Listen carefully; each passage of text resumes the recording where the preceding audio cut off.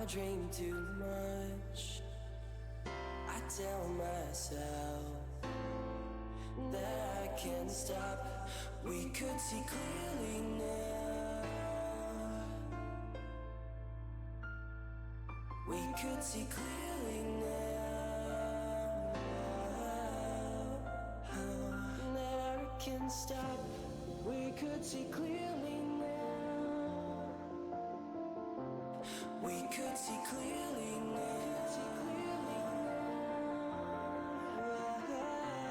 We could see clearly now. Clearly now. Clearly now. We could see clearly now. We could see clearly now.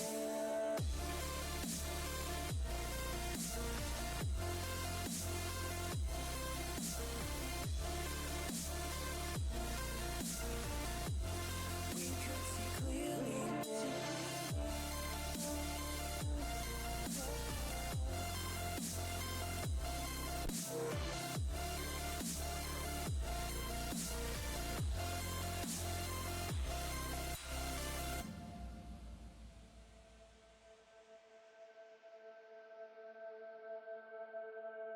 I smoke too much. I drink too much. I tell myself that I can't stop. We could see clearly now.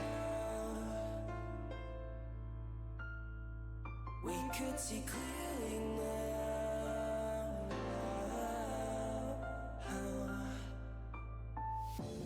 We could see clearly now. We could see clearly now.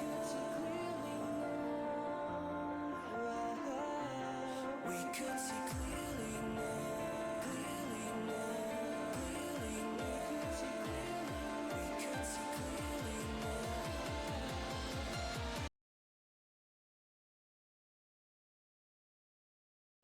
Actually, oh, there we go. Sorry, my mic was muted. Sorry, folks. Welcome to the Reverie Esports. This is no longer open. It's now the Rift Cup, and we're on the qualifier number 3. I'm your caster, Effect FX, joined by Octavian. Good evening, everybody. How we doing tonight? And we are also joined by two wonderful teams taking to the Rift. Team 7 is going to be, I believe, on the red side here, and they're going to be facing off against Team Always Training, who we'll see whether or not they live up to their name. Absolutely. It's a very interesting name. I guess they're training right now, even. Always. I mean, if you believe the nomenclature of it. We'll see what the first picks are as we've gotten through the bands relatively quickly. Graves, Ezreal, and Lee Sin out of the picture for the side of Always Training, and Team 7 will be getting rid of Elise, Zed, and Lulu. With Lulu gone, first pick priority drops pretty drastically, and will actually be the Ashe that's taken away immediately for the side of Always Training, an emphasis on AD carry. Team 7 taking a bit more time with their decisions on what they want to pick here. Other than that, though, it's been pretty quick first pick in bans. And we could probably see a support being picked up here, maybe also being matched by a marksman of their own, maybe a Caitlyn. Maybe no, Ezreal is banned actually. Caitlyn could make some sense in this lane. A lot of people have also been bringing back Varus with a new, more attack speed centric build, as well as the occasional Sivir or Jhin thrown into the mix. But Caitlyn does probably make the most sense here. And picking a support as well, as you mentioned, is relatively safe this early on, means they don't have to grab any of their solo lanes. I imagine we'll see a jungler next, and possibly as just a support to match this Nami if Always Training don't want to give away too much of their draft early. It does make the most sense. We're seeing some hovers, but we're not going to talk about those. You're learning, my friend. You're learning. Never talk about hovers. It's the first rule of Caster Club. Karma's pretty damn good into Nami. Doesn't have the same sort of sustain, but has better damage and better wave clear early on, ironically There's enough. definitely a lot of utility shoved Ashe into Karma's kit as well, with the speed boost and the shields. Oh, yeah, for sure. It's just most of her methods of keeping an ally healthy are preventative rather than restorative, which is the main difference here in this lane. I believe Ash and Karma will have better shove, maybe level 1 and 2, and might be able to get a bit of an early lead in the lane. But Caitlyn is a tricky one to play into in that regard. So we'll see how that plays out, as it is indeed a jungle picked alongside it in the form of Don't see Vi. a whole ton of Vi, but when we do see, it can either be really amazing or really bad. We'll have to see which one Drona decides to be. Yeah, I mean, Vi's a pretty binary champion overall. She just points and clicks at enemies and either has the capability to dive the back line or doesn't, has the items built that she needs or doesn't. It comes with a simple kit, easy to maneuver, but also pretty easy to be shut out of a game. Gragas and Shen will be the next two picks. Imagine the Shen's going top lane, and it's a Gragas jungle, so hiding their mid lane pick, T7 are going to be pretty standard with this draft, Maokai being hovered. And that does mean we are going to see a top lane and a mid laner here for the side of Always Training. Yeah, Orianna is likely the safest pick they could go for, but maybe they've got other plans. The Zed was banned out in this, so there's a real potential that JK Training is an assassin sort of mid lane player, so we might very well see something like the Talon, though Ari's a more popular assassin nowadays if they want to go I'd for probably that like sort the of Ahri route. more here to balance out their damage a bit more, because otherwise they're going to be very heavy physical damage. And That's a good point, yeah. in the early and mid games, Karma and Maokai can do decent magic damage, but when it comes to late game, they're going to fall off pretty hard. Unless JK Training builds really heavy AP. Not JK. Assuming they're in order. Assuming they're in LCS order, yes. Serafella? Serifella. Fella. He's Fella now. Serafella, well, assuming LCS order, that Yeah. would be their support player, and JK Training would be going to Talon. But yeah, you're correct. Zilean would be really interesting. Yeah, I think Ari's the better choice here. More capable of punishing Talon's laning phase, which is where he's rather weak, and capable of matching his roam as well, matching his burst potential in the end game. I really like the Ari here as a answering assassin to match the Talon in the laning phase. It's very strong. Looks like they'll be taking Exhaust as well to reduce down Talon's burst damage. Of course, I don't think we've actually ever seen the new Talon. I guess not. He only has one new ability, the parkour. Yeah, well, I mean, they've reworked a good amount of his other abilities as well. He now has a That's short true. gap closer on his Q instead of just being a sort of point and click instant dash. It's sort of a little tiny. It's like Rengar Q, if you want to see some sort of analogy for it. As well as that, his passive works much differently. It's a 3-stack passive because Riot is absolutely crazy for those. But yes, the most flashy part of Talon's new kit is certainly his ability to parkour his way around the map, leap over walls, roam really, really well. And I think that's what we're going to have to look for JK Training to do, because he's not going to have a great time of it in the early laning phase up against an Ahri. And he's going to have to get that gold deficit back somehow. And Talon's easiest method for doing that is roaming, usually to bottom lane. It does make the most sense. And kind of seeing the opposite side on Team 7, where they're very heavy magic damage with only Caitlyn for physical damage. I guess Shen a little bit because he does auto attack, but that's just a little bit. It's still mostly magic. True. Both sides are fairly monochromatic in terms of damage, but we've got the 2 minute or so spectator delay left to get through here. So give us those 2 minutes, folks, and we'll see you on the other Slight side. Commercial break, a little bit of music. We'll be right back, so do not go anywhere, folks.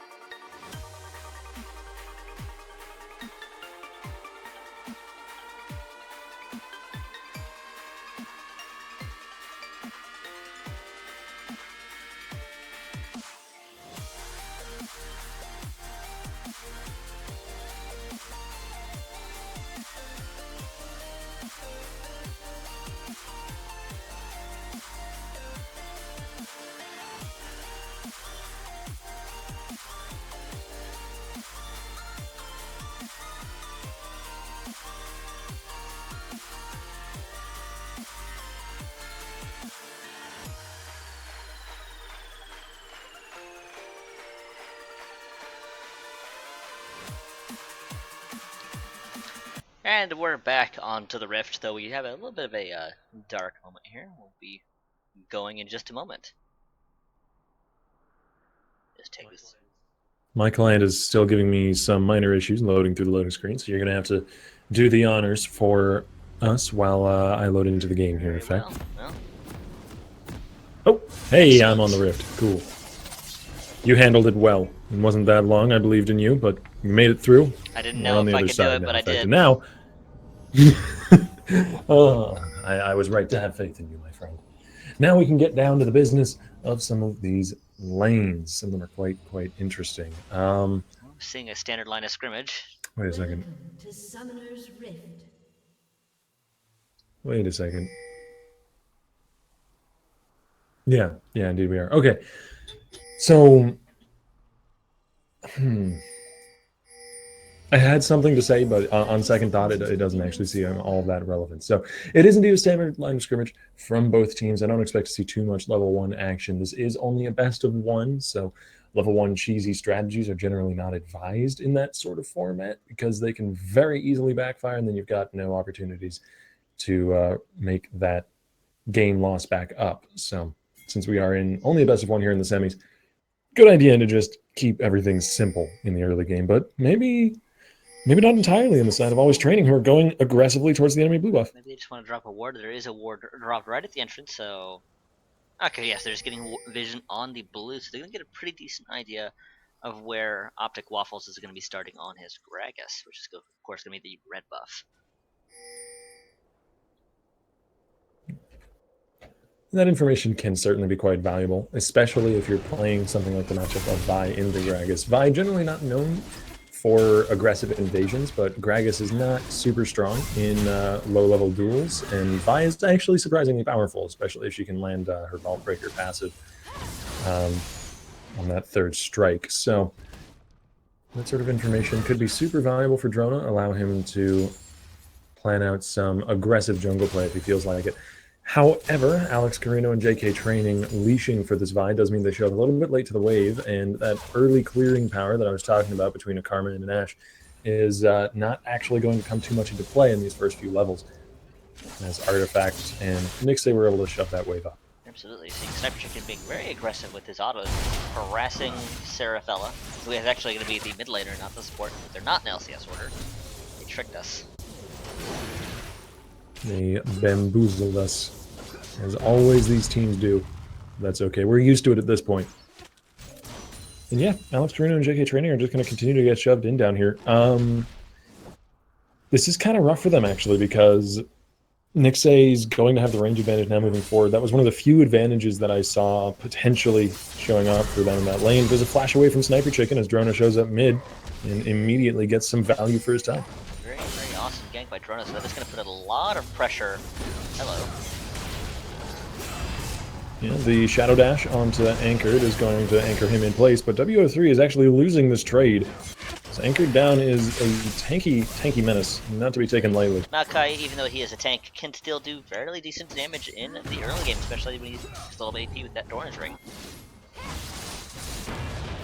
Yeah, especially when the target that he's up against has gone for relatively squishy runes and masteries, it looks like.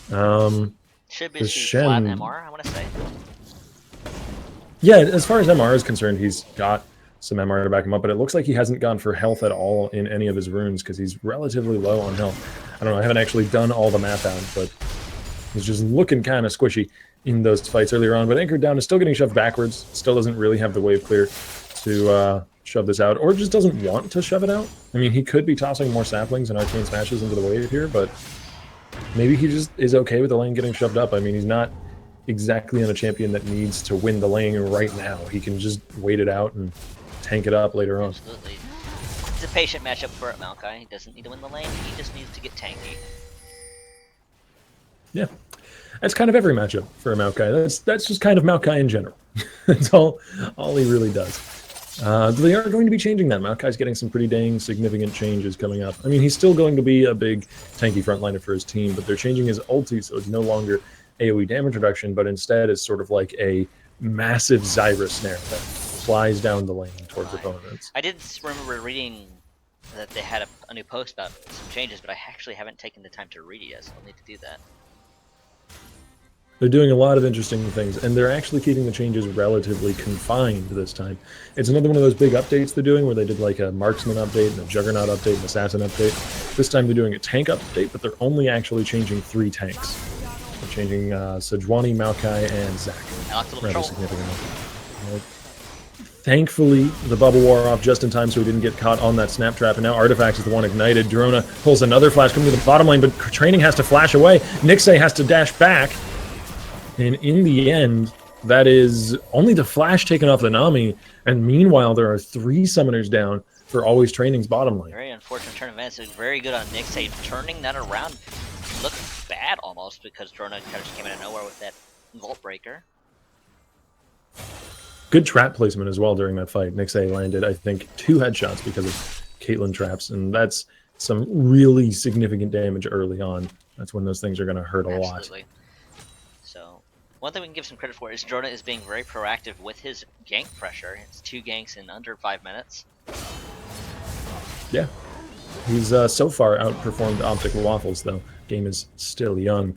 He's actually been able to keep up in farm as well as getting those 2 flashes, so good on him.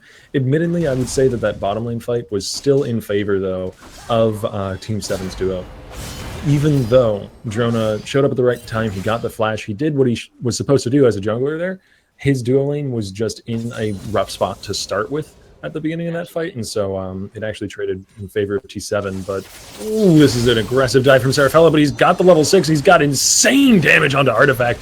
Nixay now going low, there's the heal onto Artifact, there's the Shen ulti as well. They didn't anticipate the stand united, and it's first blood over to the Caitlyn. They did not respect that Shen ult nearly enough, but maybe they can salvage something under this turret. But Caitlyn is still here. JK Training is going very low. Around the corner, Sniper Chicken has had time to roam, and it's 2 kills to the Ahri. Meanwhile, top lane, Shen is going to get even more value as Optic Waffles is chasing down Maokai, looking to chop this tree to the earth. There's a body slam, and WO3 will likely claim this. There it is. So, extremely aggressive play by Always Training, but a little too ham there, honestly. They just after Serafella failed to blow up Artifact, he probably should have backed off, but he decided to keep chasing. And the Stand United gun came just at the right time to save Artifact's life. They did not respect that Stand United at all, and also towards the end of that play, when they kept going, when they kept trying, what made it really disastrous was the fact that they kept trying to kill that Nami. Training and Alex kept trying to kill that Nami there, and that allowed enough time for Sniper Chicken to roam down. I mean, it was quick and it wasn't there wasn't really that much fanfare, but I feel like Sniper Chicken getting that double kill was more important than almost anything else that happened there, because well, actually both kills didn't quite go over to the Ahri. One of them did, but Sniper Chicken getting that kill coming down to the bottom lane is going to be so huge. Serafella lost farm going bottom. He lost time in the lane. He was the one who tried to make that play, tried to come out of the mid-game laning phase and make up for the deficit that he had in lane. This is what I was talking about in draft. Talon loses this lane and then needs to roam. And the roam not only wasn't successful, but then gave a kill over to his laning opponent. Very disastrous turn of events. And Sniper Chicken's ultimate is almost active again. See Drona wanting to possibly gank that mid lane. Yeah, it would be great if they could sort of reverse that loss of tempo and get a kill now onto Serafella, because there's still an opportunity here. There's still a window for this Talon to start snowballing out of control. That first attempt at starting the snowball was something of a failure, but you don't only get one attempt, and Serafella now going in off the back of an Ashe ulti from the bottom lane. He gets charmed under the turret, and down goes the Talon. That's not the way you reverse this. A little bit of a miscommunication there. Serafella was not able to get his whole damage off on Sniper Chicken before the barrier came out. Yeah, that was a beautiful snipe, admittedly, from Alex, landing that all the way from the bottom lane. But it really did look like Serafella just didn't expect it to connect. And now Alex, without the ulti, without summoners, is going to go down. I mean, actually, he had heal, but it wasn't enough. Flash over the wall from Optic Waffles. He goes down to Alex! He could have just walked backwards. He could have just walked to the left. But now Nixay's getting chased away. He's going to get snared. There's the Vi ulti. You cannot run from the fists of justice. And a shutdown goes over to our favorite pill-to-over Bruiser. But still Team 7 are ahead in this game by a good margin. Well, we'll have to see if Drona can take that kill and start to get some more pressure with it, because he has been very proactive with his ganks. Just have to see if he can get something with it. Oh, Serafella. Oh, charming to Serafella.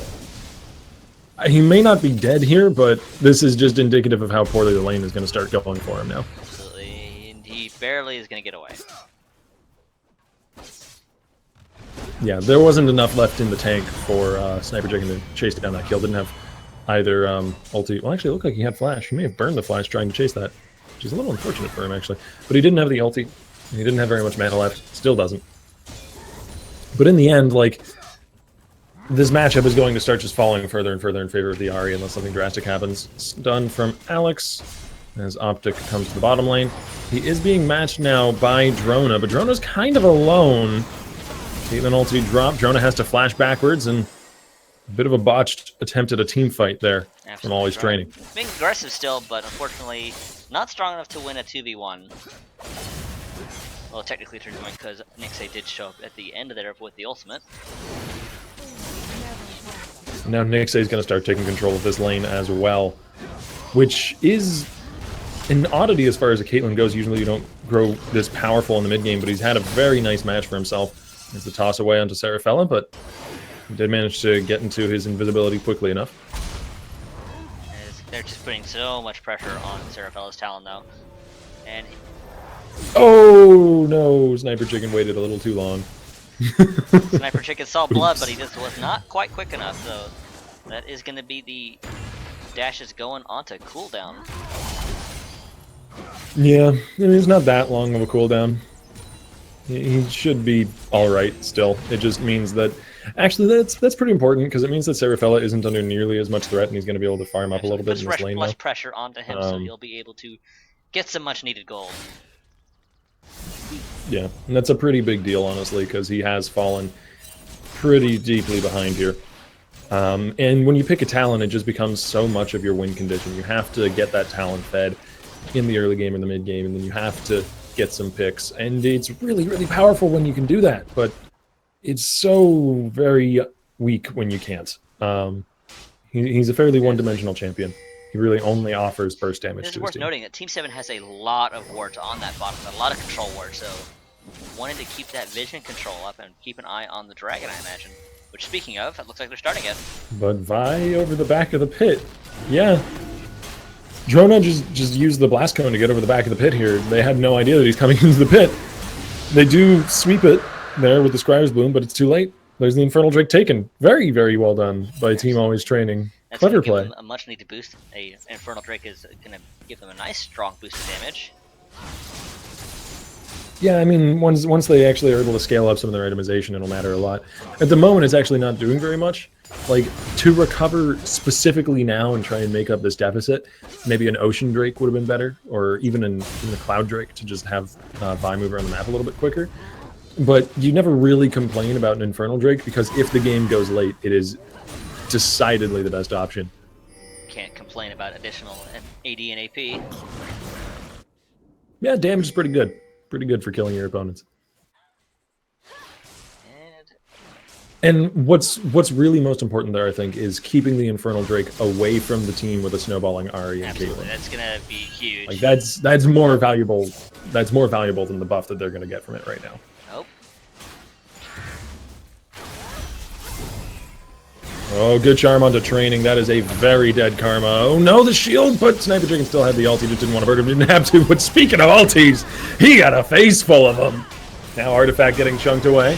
Shen teleporting in, exhausting the Seraphella. Artifact looking to keep the team fight going. He does go down, turned into fish food, but it set this up beautifully for his team as Gragas tosses them against the wall, and Alex has to flash. Well, that is a 2 for 2, but for always training, that is going to be a boost for them because they would love more fights to go even for them.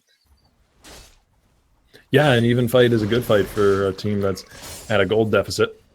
As Seraphella's kind of baiting this a little bit. There's the flash forward from Anchored onto Optic Waffles, looking for some revenge for that earlier gank. Seraphella does not want to be the one taking this turret. They're still going to be going for the dive, but Seraphella nearly goes down. Thankfully, Noxian Diplomacy was up in time, and he had the damage he needed. Hello. Alex getting flash taunted onto, but WO3 doesn't have any backup. Nixie's incredibly low. He can't dive under this turret. Ranger's focus is going to eventually melt this Shen away. WO3 gets snared up, and that's a dead Shen. That is going to give Always Training a nice big catch-up that they desperately needed. They are almost even in gold now. Yeah, particularly Alex. I feel like WO3 really disrespected Alex's damage there. Maybe didn't realize that he had completed the Blade of the Ruin King, because that plus Ranger's focus means he can kill tanks now. With this turret going down. And WO3, even with the Chain Vest and Ninja Tabby, still melted pretty quick. But with that first break, that is going to give Team 7 a bit of an extra gold boost. But we're going to see Always Training matching it in this bottom turret, I imagine. Yeah. Team 7 do still have some great control, though. I mean, if you look at the bottom side of the map right now, it is just scattered, a chicken pox of sight wards at the moment. Little blotches of red all over the place. And they've dedicated pretty much all of their control to the bottom side, actually. There are no wards top side. We'll probably see, starting off now, we'll probably see more wards going towards the Dragon Pit, because with that much vision control, it's kind of embarrassing that they lost the Dragon still. Which is just all the yeah, no, that was just a really clever play. Taking full advantage of that. There's really not that much to control on the bottom side at the moment. Like, they can head down there and try and take that outer turret and most likely be successful. I mean, they've got a Caitlyn and the turret's already nearly dead, so it's almost a given at this point that thing will fall. But that's a very minor thing to have invested that much control into. What they're really looking for are picks, and that's why we're seeing Sniper Chicken sitting around in bushes with pink wards in them pretty much all the time. But WO3 coming down the river might get picked himself. Shadow Dash over the wall. That was actually a really good Ash Arrow, but Optic was kind of close to Alex, and so the stun didn't last very long. So, oh, Seraphella could be taking some damage here. Seraph trying to defend this turret. Has to burn the ulti just to escape. That's very unfortunate. Absolutely. He does have 2 kills now, but maybe underestimating how much damage Nixie can put down. Well, he has got some support at this point, in the form of a support. JK Training has joined him. Hopefully for them, they'll be able to hold this turret off, but it seems like an unlikely proposition with a Caitlyn shoving it in. This thing is just going to go down. It's really just a matter of time, unless Seraph can actually leap in onto Nixie and make a fight happen, but no. One more needling little auto attack and the turret is gone. Sniper Chicken keeping that control ward in the bush, constantly taking down any wards that get in there. Yeah, Sniper Chicken just really needs there to be some sort of valuable objective for him to play around at the moment. Because you've got potential action in the top and real action in the mid lane as Alex is gone. Sniper Chicken finding the pick that he's been looking for a while, but he is now the focus as Drono comes in, the exhaust down, the barrier up, the Shen ulti up, his health bar is back again. Gray or not, he's still got a lot of hit points to work with. And Optic Waffles is going to finish off his opposite number. Really, that's actually a lot of extra health. He was so close to dead, and Drono's like, I got him! And then... I mean, he had barrier and Shen ulti. He basically just had a second health bar.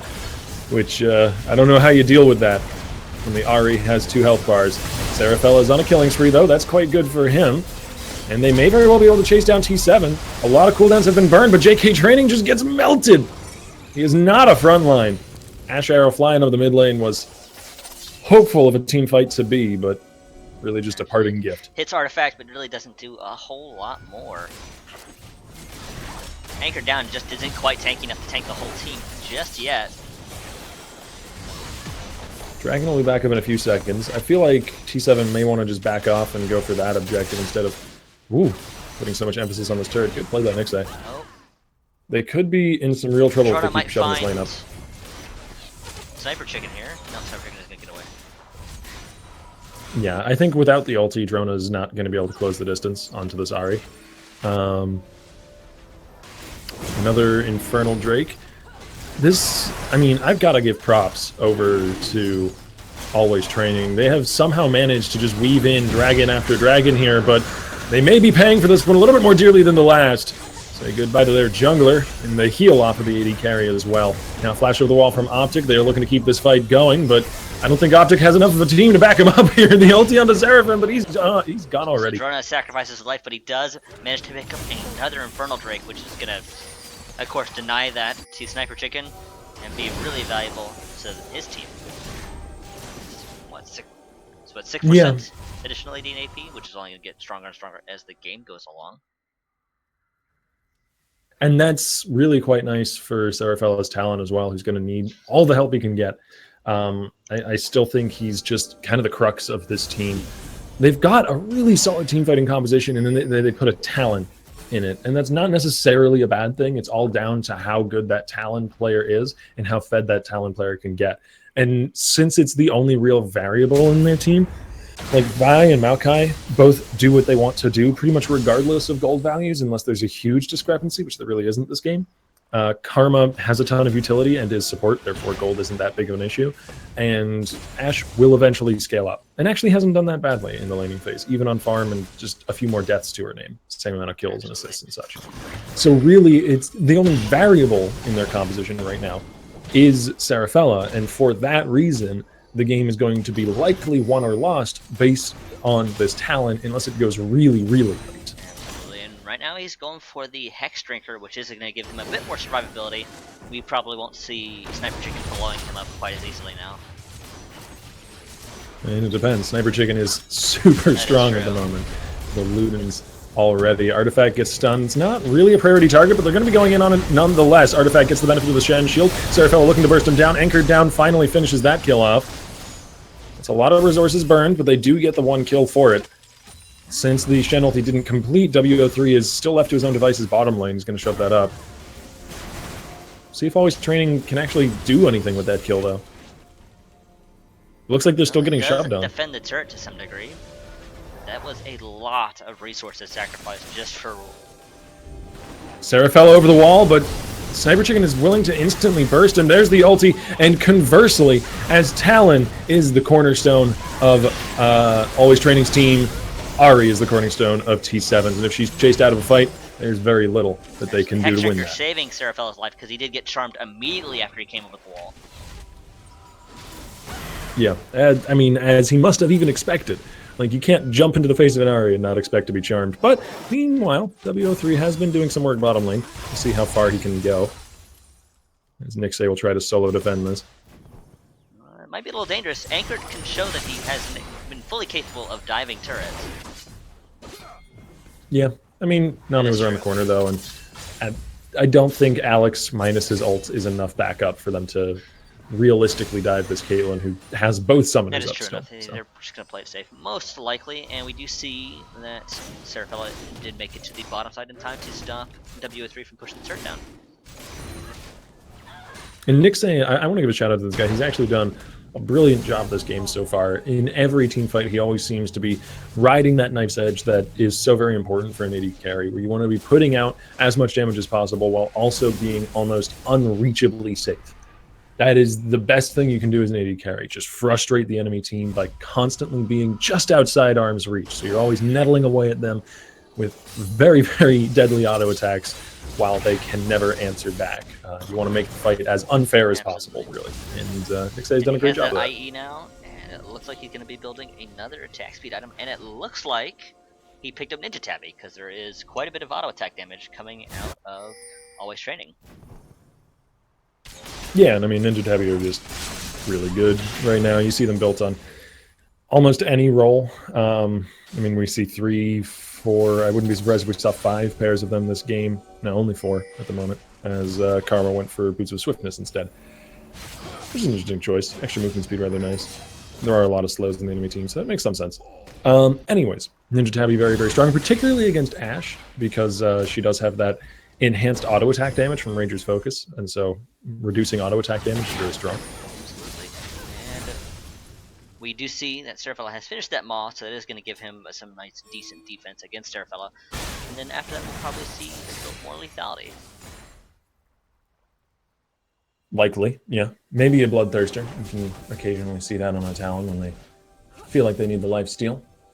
There's not really a set Talon build out there. You don't see a lot of Talon players in general. Particularly, so generally, I you think see we a different one mentioned each time. we don't see a whole lot of Talon here, even after his little rework. Yeah, though, to his credit, Serafella has done a good job of playing this Talon after the laning phase. I feel like some of those early roams were a little rough, though that was down to team coordination as much as his own individual play. And then in these team fights, he's been able to find opportunities, which is all that Talon does, really. Certainly not the worst he could do before 2 and 3, only about 13 CS behind. Drona's still taking landing, a pretty but good chunk still of good damage there, damage. either way. Yeah, Drona has gone for a highly aggressive Vi build. He's gone Black Cleaver and Warrior Enchant, so he's actually not very tanky. This looks like another but it does Infernal mean Drake. that...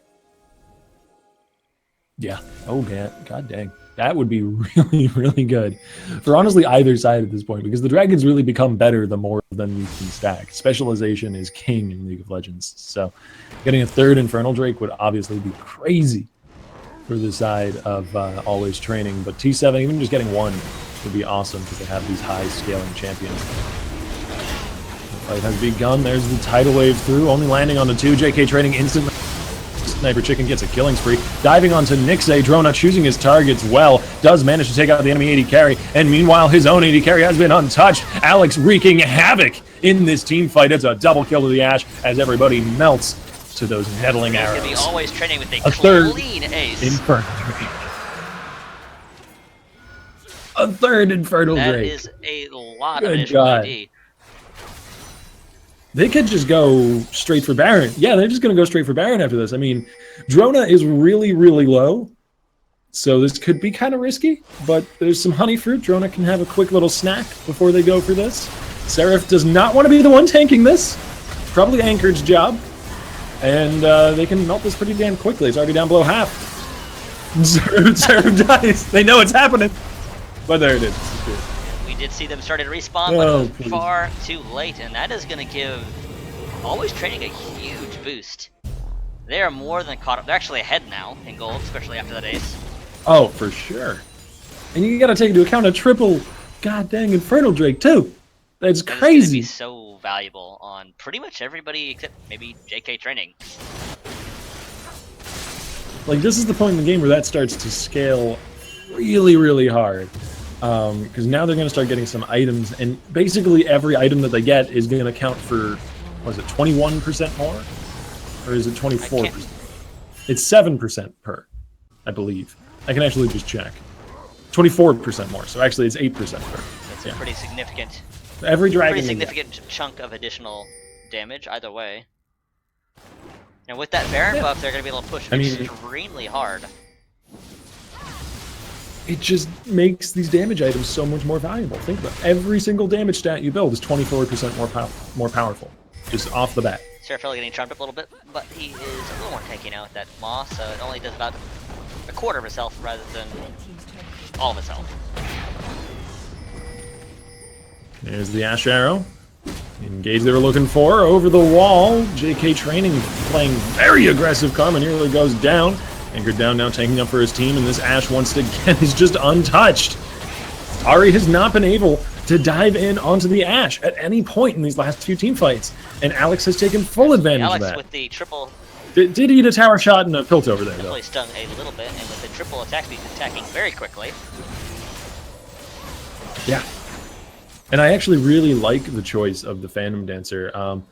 because of the effect where it reduces the damage against you on people that you hit. It's very hard to word that correctly, but basically when Ashe auto attacks Ahri, Ahri then does less damage to Ashe, and that is super, super good. I mean, honestly, you could just see her go for a Hex Drinker next, and then obviously into the Maw, and Ahri just won't be able to assassinate her anymore. Though we may see an IE as well, it just depends. Yeah, I mean, IE is super good for damage output for an Ashe, and that's a solid choice as well. But even a Quicksilver Sash, like that's even more invested into the resistance side of things. It's going to be indeed the QSS. So, going to be very safe against charms and going to have very strong overall dueling power. Yeah, and I like this itemization. Alex is understanding that he is the really sole source of consistent damage output for his team. Seraph is burst. He's not going to be putting out that same sort of high value DPS during a team fight. He'll take out one target and that'll be his job done most of the time. So Alex realizes he's got to match up against Nixe. He's got to match up against this Caitlyn. And so he's building to just not die as often as possible. There's the cleanse, but in a 1v3, he will end up dying. There's not much he could do there. We did a nice little engage by Sniper Chicken and Optic Waffles, both using, actually no, only Sniper Chicken using the flash to get close enough for the charm. Yeah, in team fights, the Ashe should be nigh on unkillable, but in a 1v3 or 1v4, that story changes. Definitely a... The general idea is not to be in a 1v3. Definitely a little bit of a misstep by Alex, but we'll have to see if he plays a bit safer after that. Luckily for them, the only thing that T7 are really able to easily take off that is an outer turret, which at this point in the game is not going to be a huge deal. Since Baron and Dragon had both been cleaned off the map earlier. Yeah. We see Seraphella now has that Black Cleaver, so he's going to be doing some more damage. This would be a hugely aggressive team fight to take. They don't have the Ashe to back up their damage, but they managed to get a catch on the Nyx either. But a good charm onto Drona, and Drona's out of the picture. Sniper Chicken might be able to carry this for his team. A dash away from the fight, a dash back in. He's doing as much damage as he possibly can, but Seraphella is godlike. Coming out of that laning phase and getting some good revenge. WO3 now melting away. Ashe will eventually join this fight. Crystalline Arrow is up. Wait to see that get fired to keep the battle going. No, Alex is just going to walk into the battle. He's not going to arrow his way in. And that's legendary for Seraphella. He is definitely a huge Talon is good. now. He's leaping after these kills. He wants them. But I don't think he's got what it takes to keep going for him. He with is the turrets. wisely going to be playing a little bit safe. He's not going to be diving the turret. And that is going to be a turret. Hello. Whoa, Cody.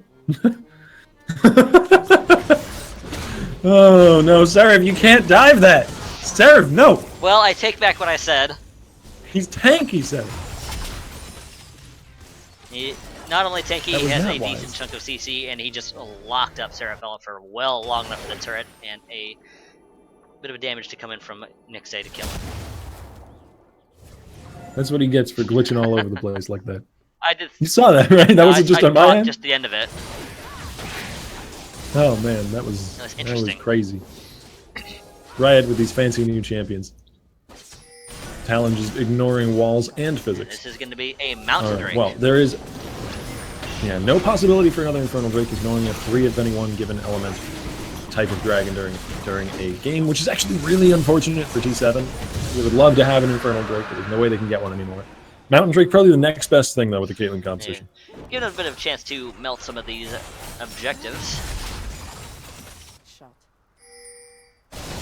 And I think that's going to be the way they come back into this game. T7 has got to play the objective game and make use of their Caitlyn to siege in onto some of these turrets. It's going to be really hard to keep Nixe safe, though, against a Maokai and We've seen that Drona's just been a really big threat. He hasn't gotten much spotlight since the early game, but pretty much every team fight he dives after Nixe with the ultimate and says hi.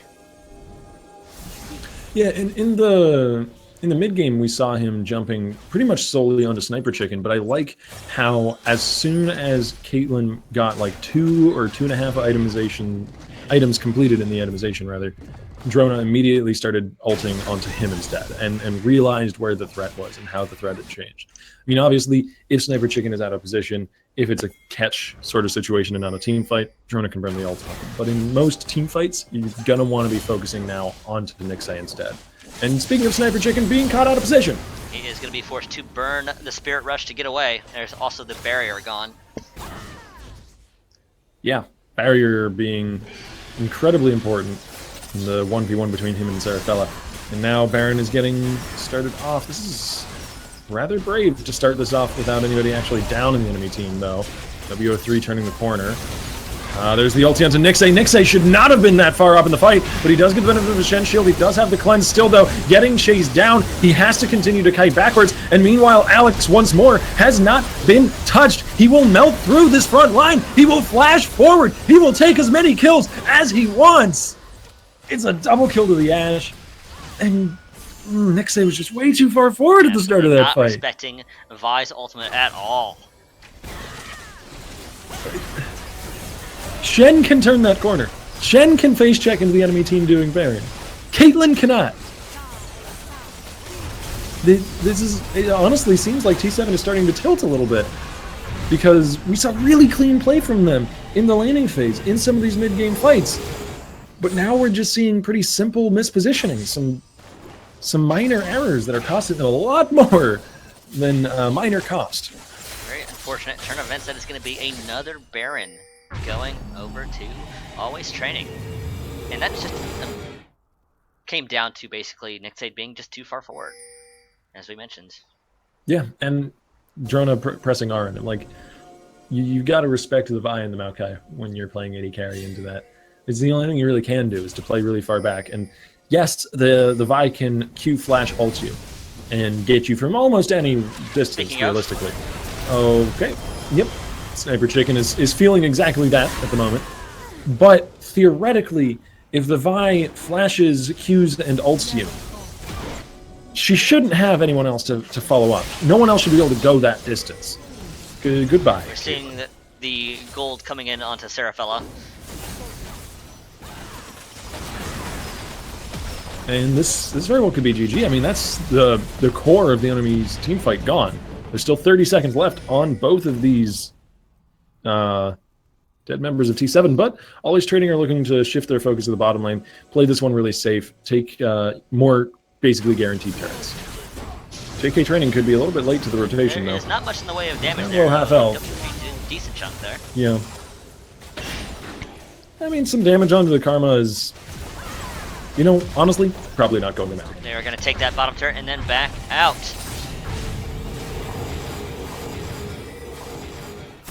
Serafella going to donate some gold to JK Training. Yeah, I mean, Seraph is basically full build. There goes the potion, and I imagine that's going to be a Guardian Angel. Makes the most sense. The only real threat now to him is Sniper Chicken maybe catching him and bursting him down, but that hasn't happened for a very, very long time. He's got the Merc Tread, he has the Maw, and that's going to give him some decent safety net against Sniper Chicken's charm. Seraph may win he wins the fight with WO3 if WO3 chooses to take the fight, I'm pretty sure, but WO could just choose not to take this and walk away, yeah. He actually does a decent chunk of damage in return to Serafella. We actually do not see much, only the Black Cleaver for arm penetration, of course that takes time to stack up. Now it's a rotation to the bottom side as they have anchored down, shoving top. And it's a 1-1-3 situation here. Of course, T7 could go for a team fight down here, and I feel like that's their best bet to come back into this game. If they can go very aggressively, I actually liked Optic Waffles' idea there, coming that far up the lane and trying to make something happen. I feel like he should have pulled the trigger a little harder on that. But at this point, they've danced around the issue a bit too much, and Dragon's going to be respawning soon, so Always Training will have priority on that buff. Speaking of something you mentioned earlier, we do see that Alex has gone with the Maw and the Quicksilver Sash, so looking to fully itemize against Sniper Chicken's surprise burst damage. Yeah, Sniper Chicken's the only real threat to him. I suppose Optic Waffles as well, but Optic Waffles does full magic damage too, so itemization has actually been really easy for Alex this game. Gone highly defensively with 3 somewhat defensively oriented items. I mean, Quicksilver Sash is full defensive. Ma and then Thundernetz's as well. And with Drona just diving onto Nixay, there's not much they can do. Arrow lands. It's going to get cleansed off. Nixay does not have the benefit of that cleanse anymore. Over the wall comes Serafella. The burst on Nixay is real, and it's a rampage for this Talon. Pulling the exhaust on the way out as well, and still not going down. Alex now wreaking havoc as there's nothing left to touch this Ashe. And that's GG. It's a very nice catch by Serafella coming right over the wall. Catching poor Nixay just out of position. Actually, not even out of position, it's just Talon parkouring over a wall. Yeah, I mean, at that point, he was so far ahead, so very strong. He just forced that. He leapt into their backlines and killed them through the exhaust, through the heal as well, I believe. Actually, no, that's still up for Nixay, so maybe he could have got out of there alive with a heal. I don't know. That's a world we may never see, because that is GG and the first of our semifinals matches going over to Always So Train. take a quick look at the bracket to see if we can catch the next semifinal match. Hopefully we'll be able to. If not, we will be rejoining y'all once again once we can get into the finals, which shouldn't take that long. And yeah, don't go anywhere, everybody. We'll be cutting to a quick commercial break for just a few minutes, and we'll be back with you very shortly. Not go anywhere.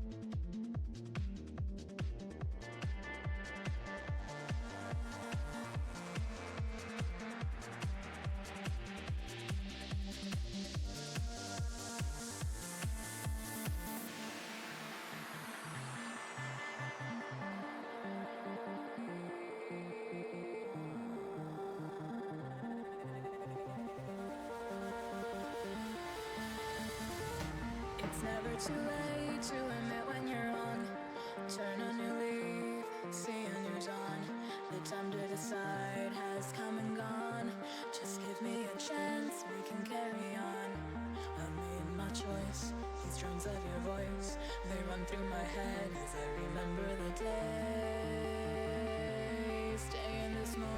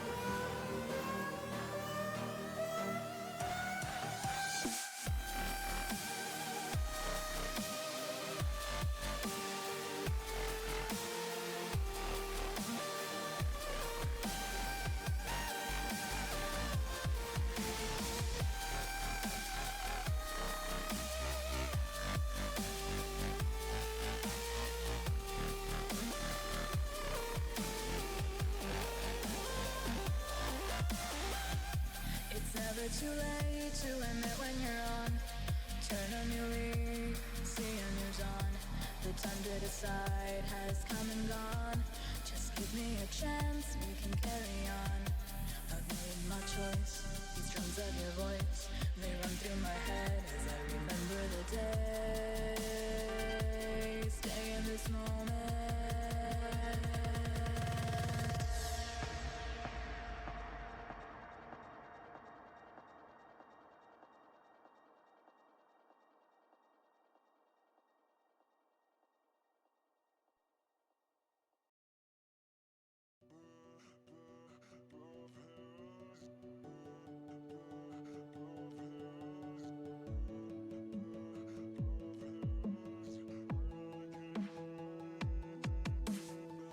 Savoring this moment, is this the last goodbye?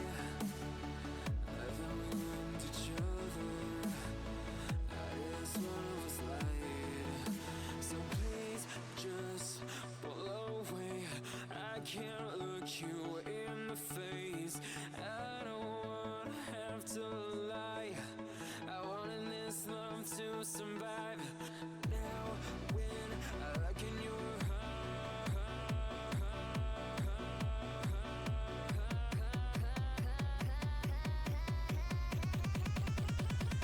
I feel paralyzed.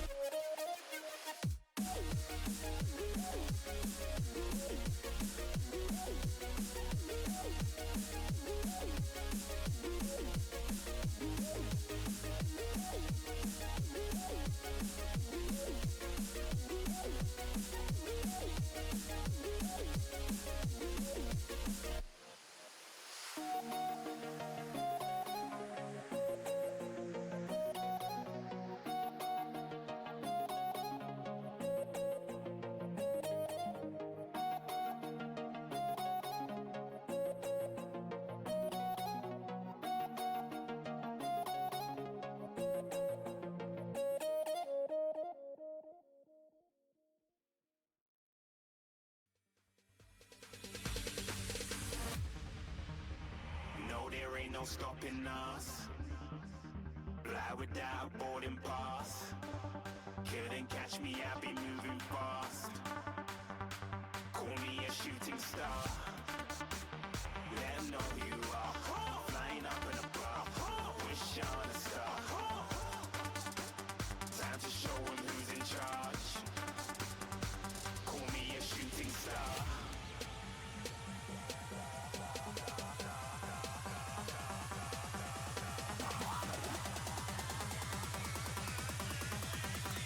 Shooting stars. Didn't even get to cross.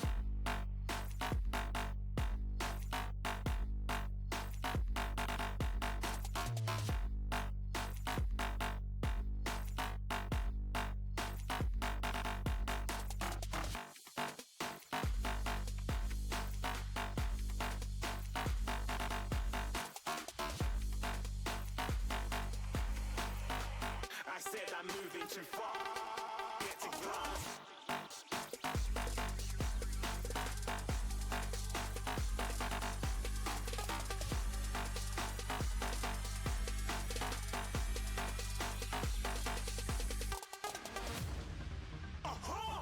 Looking at a shooting star. Got more than a couple of people going mad. I swear they're rooting hard. Tell them I be big in the game like she went and got them breast implants. I said I'm moving too fast. Didn't even get to glance. I'm ready to eat up track like I'm seated in a restaurant. If you had swag like mine, you know it's best to flaunt. We aren't hating because you aren't. Shining like it's neon. Rock like kings of Leon. Shooting stars across the galaxy. I stand out, so don't be mad at me. Infiltrate, I'm with my strategy. When I turn up, they might just have to leave. Shoot. And we're back. Sorry about sorry, English is hard. Sorry about the delay, folks, but we are ready for some more League of Legends. It is going to be Ben Hover Gaming on the blue side, and it's going to be Always Training on the red side. And it is going to be a best of one final, as our qualifiers always are. So everything is on the line right get-go here, and we've got at least one returning team. I think Always Training has been with us before, at least another team. Might have been Training Team or something like that. We see a lot of names with training or practice in them here. But Bendivar Gaming, for certain, is a returning team here to our Rift, and they usually perform quite well. So Always Training has their work cut out for them going into this match. Absolutely. Look forward to seeing what they did. They had a bit of a rough start in the last match, but they made a strong recovery with a nice big ace around the dragon. Yeah, a few fumbles with early game rotations and dives down in the bottom lane most notably, but they did play around their Ashe really, really well when they got into team fights. As well as that, the mid laner, Serafella, who's down on the bottom of the screen there because LCS order is still out of our grasp, was playing a mean Talon and did a really, really good job of stemming his losses after some early disadvantages, and then coming into those team fights and getting some great picks. Absolutely, and ending the game with just a dive right in the over the wall, getting exhausted, but still blowing up the Caitlyn from 100 to 0. So we'll have to see if we can see a repeat of his performance. Hopefully, he'll have a stronger early game this time. And I think the most likely final ban here is a Lulu if they want to stick to what's considered the meta at the moment. But Ivern is actually taken out of the picture, and that makes some sense. Cheney is an Ivern player. We'll see what Bendovar want to go with as their first pick. There are some new names that I've not seen before on Bendovar's lineups. I imagine they've got some newer players or just name swaps, with both Weather Dark and Finish Flash being players that I've not seen recognize before. them either. So let's see what maybe they're substitutes, maybe they're new players. We'll have to find out later, but let's see how well they do. Callista would be a very interesting pick as well as first pick, but we won't talk about hovers. With Lulu out, not having been banned away, I'd be very surprised if it picked up in the first round of draft here. Might not be first pick, though. Hey, there it is. Yeah, I was about to say, if it doesn't get picked here in the first pick, it will likely be grabbed by Always Training.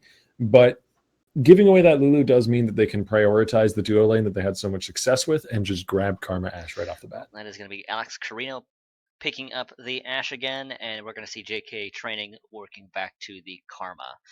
And both of them, they struggled a little bit in the early game, but they made a nice, strong recovery in the mid game, and we did see Alex Carino just do so very well in the late game with his itemization. Now, I imagine we'll see a jungler next. We've seen Cheney play Rek'Sai in the past, I believe. Elise as well, but that is banned out this game. He played Graves and Ivern and banned out. Yeah. The majority of Cheney's jungle pool does actually seem to be either banned out or otherwise sort of out of the meta at the moment, as you don't see a lot of Rek'Sais nowadays. But Rengar will be grabbed and Caitlyn into the Ashe once again. And that is going to be most likely yeah, they're just going to be a repeat of what you saw in the last match. So we might very well see a Talon as our last pick, but they do have last pick, so they might decide to counter whatever we see. I'm assuming they're in LCS or what Finish Flash will be playing. Yeah, this is exactly the same composition as last time. I mean, they had real success on it before, but it was into some very specific picks. It was into a composition that was very heavily magic damage, so the Ashe could itemize really defensively and be all right doing that. It was into a composition that was really focused around just 2 carries. It was a dual carry comp. And this time there's a Rengar in the jungle, so it's going to be a triple carry comp. It'll be a little bit harder to work around that because Vi and Maokai can only focus down so many targets. I'm interested to see what Bendovar go with for their solo laners here. Poppy would be a decent pickup. They could use Lissandra. Very interesting. It is going to be a Rumble. I really like the Lissandra. I didn't want to say anything till it was actually locked in. I really like the Lissandra into Vi Maokai because you can't focus down a Lissandra. You can't do it. She just has the ultimate counter to that, as in her ultimate is a counter to that. So really, really solid pick. We're not going to talk about this hover here. We're going to talk instead about the Rumble that's been locked in, which is also a really strong pick into Maokai. So Bendovar getting some really, really nice picks for their solo lanes here. I mean, I can't say the Lissandra counters whatever it's going into because we don't actually know what it's going into yet, but what it does counter is the engage dive composition that in Ashe, Maokai, and Vi will bring. So they only have a Rengar really for the engage, and it's not super strong engage unless they blow somebody up immediately. But if they keep up the pressure and look for picks and rotations, they can still work around this comp really easily. It's a Fiora mid. Fiora mid, oh my. Yeah, it's a Fiora mid for Sourfella. I didn't want to talk about it until it was locked in. That is cool. I don't know how well advised it is, though. Lissandra is very good at bullying melee laners. I probably would have gone back to the Talon, honestly. Yeah. I mean, Talon would have had an even worse time, in my opinion. Like, I would have gone for something that isn't a melee AD laner, because Lissandra can rush into Zonias to counter the physical damage a little bit, and then have a Zonia's and her ulti. And there's no way you dive in onto that and come out successful unless you are already stupidly far ahead.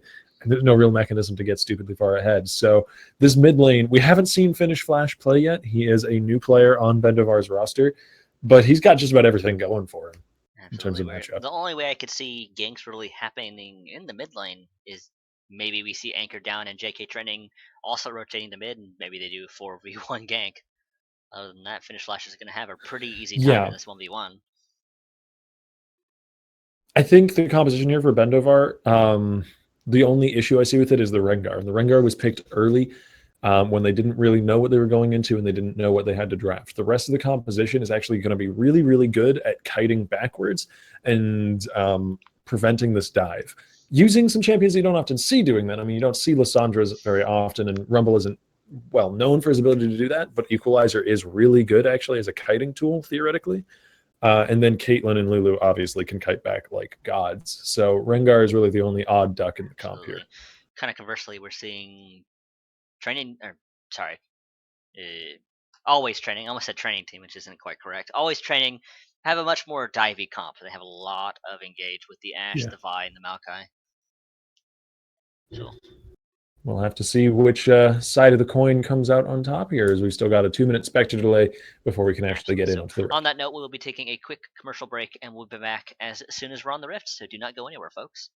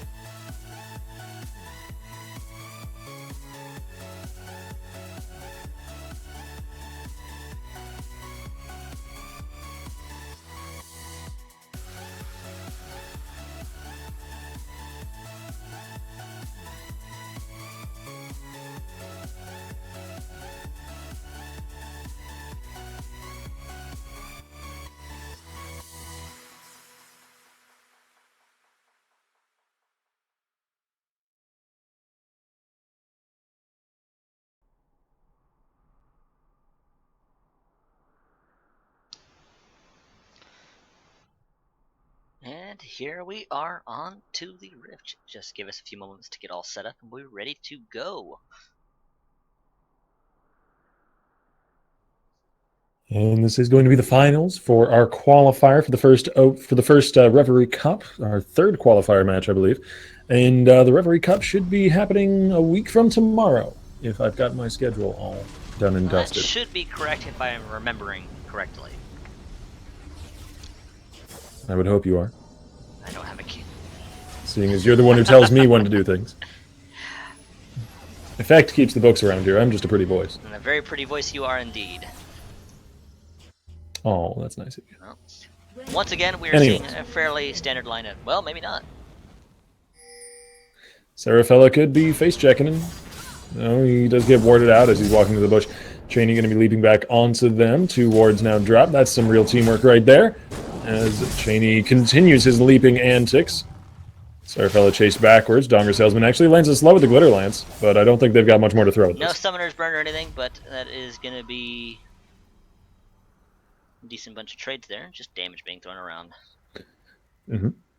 Meanwhile, Alex Carino managed to get a ward onto the enemy red buff while all that was going down. So actually some vision gained for the side of team training.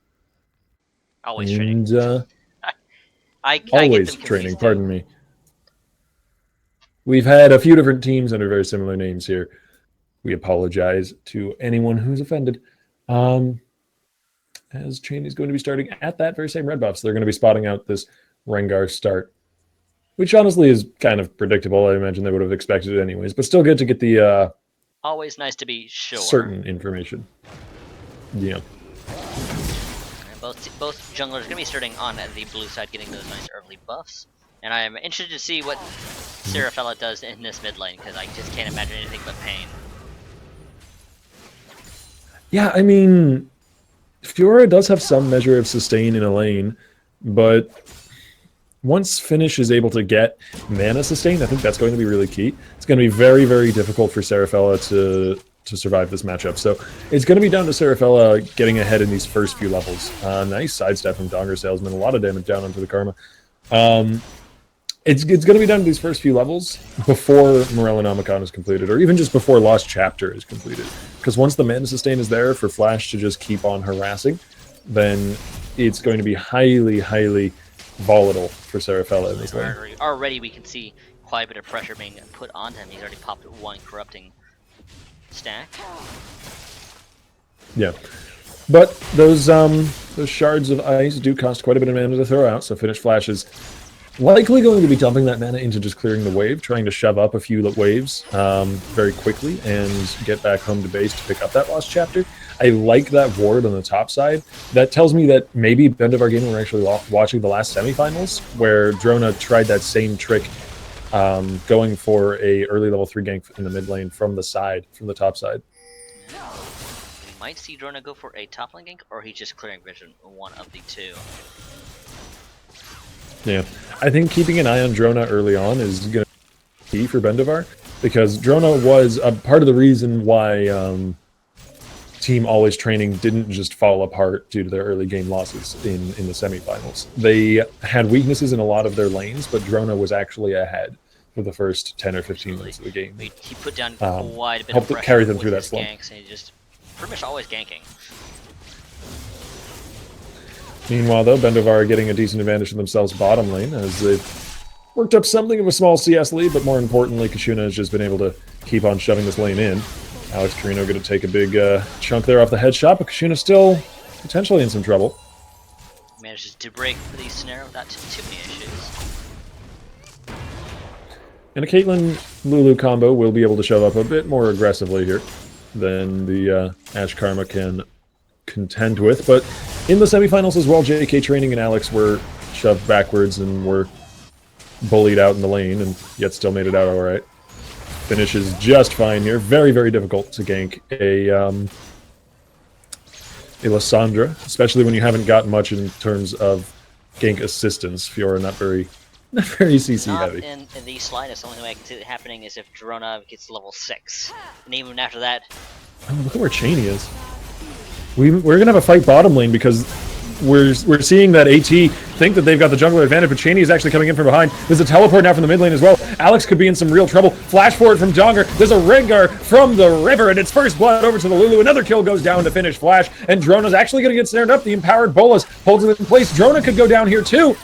There's the Bolas. Cheney gets it. He sniped him with the bola. Oh, Very man. impressive. And so much of that is because they didn't realize that Cheney was in their jungle, clearing away their own camps. They didn't know that they were going to get flanked on. They were prepared for the teleport. They were prepared for a 3v3 fight, potentially. Maybe even a 4v3 if they wanted to burn both teleports. They could have backed away and taken a summoner advantage. What they weren't prepared for was a Rengar coming out of the river from nowhere. That is going to give a nice, strong lead to BDG, because they also managed to grab first brick as well. That's actually going to be a 3k lead at before 6 minutes. And just as I said, Finish Flash is able to itemize some early armor. Rushing for that Zonia is going to make it almost impossible for Serafella to take a 1v1. And even a 2v1 will be difficult, because we're seeing Drona itemizing aggressively again. He's gone for the Skirmisher's Smite, presumably will go for Warrior. And all of that physical damage is going to be mitigated beautifully by this early armor itemization. Absolutely. And also Finish Flash is going to hit level 6 soon, and that's just going to be, honestly, something of a shutout against Once he gets Afira. that Zonia's completed, he'll be able to be invulnerable for a decent chunk of time. Yeah, I think the ulti at rank 1 is 2.5, and Azonia's is 2 to 2.5 seconds. So it's a good 4-ish seconds of invulnerability, depending on the level of the ult, which can feel quite a lot Serafella longer. wanted to get a hit there, but takes depending a on large who you chunk play. of damage from minion auto attacks. Yeah, I mean, he's even got the level 6 advantage, but he's just not able to make use of it, and now finishes at level 6, so Longer has that.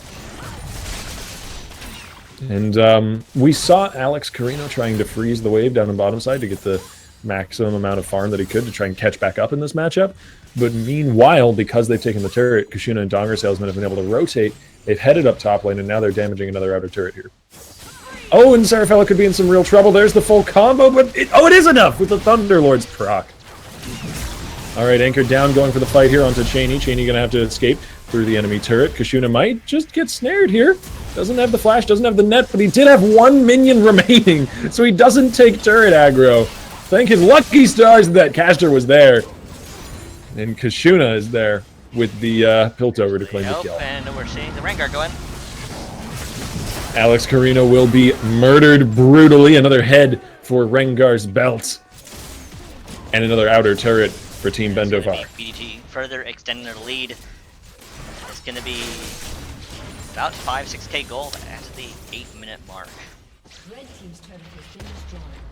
And I think one of the most egregious differences here is between this mid laner and, well, mid laner. Between Cheney, don't do that red buff. It's close. Cheney only did the red buff. He did it.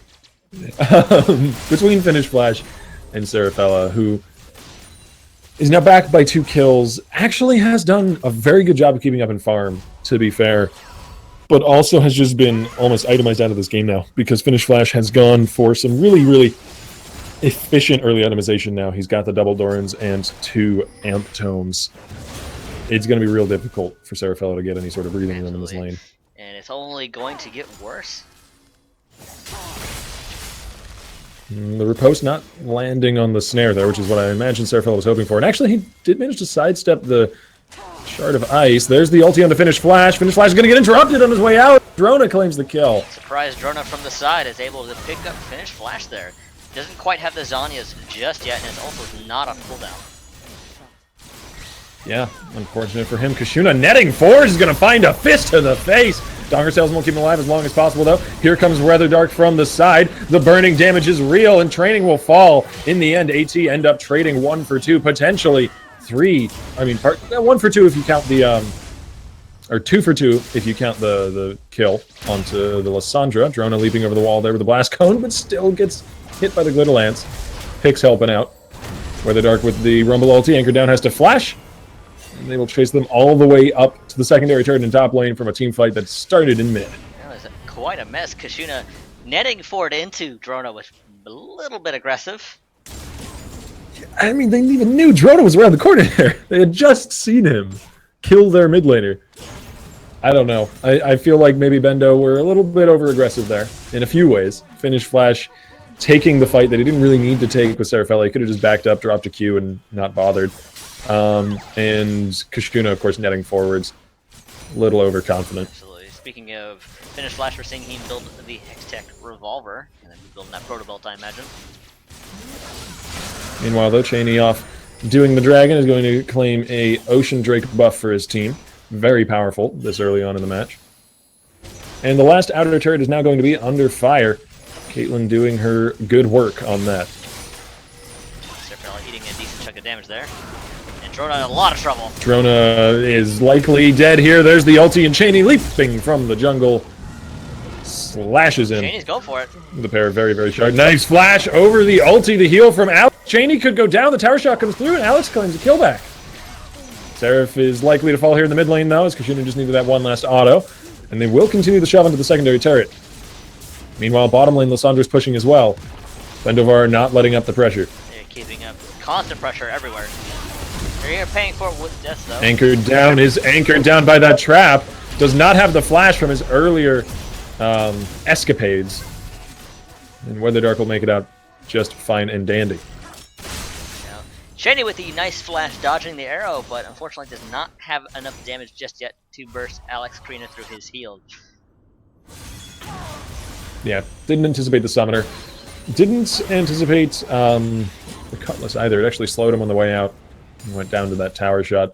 Still would have died either way. He was caught between two towers at that point, but Kashuna actually stealing away a Raptor as well. Bendovar are just not willing to let anything go uncontested.